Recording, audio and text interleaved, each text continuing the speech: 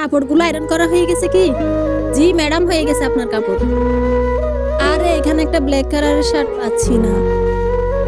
Sorry madam, হয়তো এটা আমার ঘরে থেকে গেছে। আমি ঘরে দেখে নিব, তারপর আপনাকে দিয়ে দিব। কি হয়েছে বোন, কি খুঁজতেছো? হ্যাঁ, ওই যে একটা কালো রঙের শার্ট পাচ্ছি না। বোন, আমি তো কালকে ওই শার্টটাই প্রেস করতেছিলাম। এই যে শার্ট কি পেয়ে গেছো? ম্যাডাম, আমার ভাই না শার্টটা ফেলে দিছে। ফেলে দিয়েছে মানে মাথা ঠিক আছে তোমাদের? আসলে ম্যাডাম, আয়রন করার সময় না শার্টটা জ্বলে গিয়েছিল, তাই ওই শার্টটা সে ফেলে দিয়েছে আর আমাকে বলেনিও।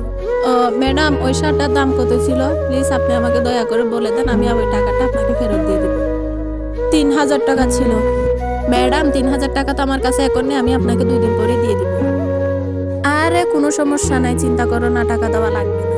আসলে এটা পুরাতন হয়ে গেছিল, এমনিতে ফেলে দেওয়ারই ছিল। যাক, যাই হোক।